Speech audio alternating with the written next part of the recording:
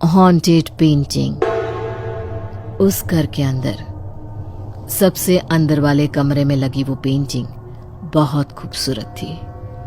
दरअसल उस पेंटिंग को वहां पर लगाया नहीं गया था, बल्कि बनाया गया था। इसका मतलब कि जब तक या तो उस दीवार पर दोबारा पेंट ना कर दिया जाए या उसे तोड़ ना दिया जाए, तब तक उसे वहां से हटाना आसान नहीं था। लोगों का कहना था कि उस घर के मालिक ने कर्ज में डूबे होने की वजह से अपने पूरे परिवार को जहर दे दिया और फिर खुद भी उसी कमरे में मर गया। लेकिन आश्चर्य में डालने वाली बात तो ये थी कि कुछ ही महीनों में उस घर के आसपास बने वो दोनों घर जिनकी दीवार उस घर से मिलती थी, उनमें भी ऐसे ही हादसे हुए। आज जब पूरे 2 साल बाद अभय अपनी गर्लफ्रेंड सिया को लेकर वहां पहुंचा तो उसने दरवाजे पर लगे ताले को खोल दिया। अभय, माना ये तुम्हारे अंकल का घर था, लेकिन क्या आसपास के लोग हमारे यहाँ रहने से ऑब्जेक्शन नहीं करेंगे? और कोई ऑप्शन भी तो नहीं था सिया। घर वाले हमारी शादी के लिए मान नहीं रहे तो कहाँ जाते हम? लेकिन ये घर अभय, इसकी चाबी कहाँ से मिली तुम्हें? और किसी को हमारे यहाँ होने का पता चल गया तो? नहीं पता चलेगा। पापा के दोस्त का घर है, यहाँ कोई नहीं आता जाता। और इसकी चाबी पिछले 2 साल से घर के स्टोर में रखी थी, किसी को पता भी नहीं चलेगा। इसके बाद अभय और सिया घर के अंदर जाते हैं। घर काफी साफ सुथरा था। वहीं एक कमरे में एक फोटो फ्रेम की तरफ अभय इशारा करता है। ये देखो, ये नेहा है, इसकी शादी होने वाली थी और तब अंकल ने अपने पूरे परिवार के साथ आत्महत्या कर ली। और जानती हो सिया, ये ना मुझे बहुत पसंद करती थी। मतलब अगर तुम्हें पसंद करती थी तो फिर शादी किससे करने वाली थी? और तुमने मुझे बताया नहीं ये तुम्हारी गर्लफ्रेंड थी? अरे नहीं नहीं बाबा, वो मुझे पसंद करती थी, लेकिन मुझे कभी उससे प्यार नहीं था। और वैसे भी पिछले 8 साल से मैं सिर्फ तुम्हारे साथ हूँ, समझी? सिया अंदर वाले कमरे पर लगे हुए ताले की तरफ देखती है। इस कमरे की चाबी कहाँ है अभय? पता नहीं। चाबियों के गुच्छे में जितनी भी चाबियां थी, उनमें से किसी से भी ये ताला नहीं खुल रहा। अच्छा, वैसे अभय हम ना जल्दी से जल्दी शादी कर लेते हैं ताकि लोग हमारे रिश्ते पर उंगली ना उठाएं। जैसा तुम कहो। अब रात हो जाती है, दोनों सो जाते हैं। अगले दिन दोपहर के वक्त अभय किसी काम से घर से बाहर जाता है। चारों तरफ सन्नाटा था। तभी अचानक प्रिया को किसी चीज के गिरने की आवाज सुनाई दी। वो घबराकर चारों तरफ देखती है तो उसकी नजर सामने वाले कमरे पर लगे ताले पर पड़ती है, जो टूटकर जमीन पर गिरा था। ये कैसे हुआ? लगता है पुराना ताला है, इसलिए गिर गया होगा। अब सिया ताला साइड पर रखकर कमरे के अंदर चली जाती है। वो कमरा बहुत खूबसूरत था और उसे देखकर पता चल रहा था कि शायद वो नेहा का कमरा था। सारी चीजें बहुत ही तरीके से रखी थी। वहीं अब सिया की नजर दीवार पर बनी उस तस्वीर पर गई। वो उसे ध्यान से देखने लगी। तभी अचानक उसे ऐसा एहसास हुआ जैसे उस पेंटिंग के अंदर बनी एक यंग और खूबसूरत लड़की की आंखें चमक रही हो। ये क्या? मुझे ऐसा क्यों लगा कि ये पेंटिंग वाली लड़की की आंखें चमक रही थी? तभी पीछे से किसी ने सिया के कंधे पर हाथ रखा। उसने चौंक कर पीछे पलट कर देखा तो वहां कोई नहीं था। उसे वहम समझकर उसने इग्नोर किया। तभी सामने बनी एक बड़ी सी अलमारी को उसने देखा और जैसे ही खोला तो एक बहुत सुंदर और भारी काम वाला दुल्हन का लाल जोड़ा उसके ऊपर आकर गिर गया। वाह, कितना सुंदर लहंगा है। बस अब मैं इसे ही पहनकर अभय के साथ शादी करूंगी। सिया पूरी अलमारी खोलती है। उसमें उसे दुल्हन की सारी ज्वेलरी और मेकअप का सामान भी मिलता है। वो बहुत खुश होती है।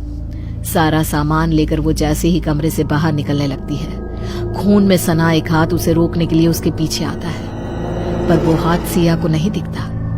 तभी सिया को ठोकर लगती है और वो दरवाजे से टकरा कर गिर जाती है। उसके माथे से खून बहने लगता है। जरा सा खून उसके लहंगे पर भी लग जाता है। कुछ देर बाद अभय घर वापस आता है। अरे सिया, ये तुम्हें चोट कैसे लगी? कुछ नहीं अभय, वो बस गिर गई थी। और ये रूम कैसे खुल गया? अरे इसकी तो चाबी नहीं थी। और ये ड्रेस कहाँ से मिला तुम्हें? बहुत सुंदर ड्रेस है, मैं इसे ही पहनकर तुमसे शादी करूंगी। अच्छा ठीक है, मैं पंडित जी से बात करके आया हूँ, कल हम शादी कर लेंगे। अच्छा सुनो, उनको इस घर के बारे में कुछ मत बताना। अगले दिन सिया उसी लाल दुल्हन के जोड़े को पहनकर अभय से शादी कर लेती है और अब उसे पहनकर घर आती है और उसी कमरे में लगे आईने में अपने आप को देखने लगती है। तभी उसे दिखता है कि उसके पीछे कोई खड़ा है, जिसे देख सिया जोर से चीखती है। क्या हुआ सिया? तुम इतनी जोर से चिल्लाई क्यों? मैंने अभी अभी यहाँ किसी को देखा था, मुझे ऐसा लगा जैसे कोई मेरे पीछे खड़ा था। सिया की बात सुनकर अभय जोर जोर से हंसने लगता है। अरे कोई नहीं था, मैं ही था, बस ऐसे ही तुम्हें छेड़ने की कोशिश कर रहा था। वैसे एक बात कहूँ, आज ना तुम बहुत ही खूबसूरत लग रही हो। अच्छा, अब ज्यादा बातें बनाने की जरूरत नहीं है, मैं जानती हूँ तुम ये सब क्यों कह रहे हो। अरे सिया, अब तुम्हारे और मेरे बीच में कैसी दूरी? आज हमारी शादी हो गई है ना, और ये हमारी पहली रात है। सिया जैसे ही अभय के करीब आती है, उसे ऐसे लगने लगता है जैसे उसके शरीर पर पहने हुए कपड़े अचानक ही बुरी तरफ से चुभने लगे थे। धीरे धीरे उसे अपने पूरे शरीर में दर्द और अजीब सी बेचैनी महसूस होने लगती है। अबे पता नहीं क्यों, लेकिन ये ड्रेस अचानक मुझे बहुत अनकंफर्टेबल लग रही है। मैं कपड़े चेंज करके आती हूँ। अरे लेकिन तुमने तो काफी देर से ये ड्रेस पहना हुआ है, अब अचानक से क्या हुआ? अब देखते ही देखते अचानक से सिया के हाथ और पैर काले पड़ने लग जाते हैं। वो बुरी तरह से घबरा जाती है।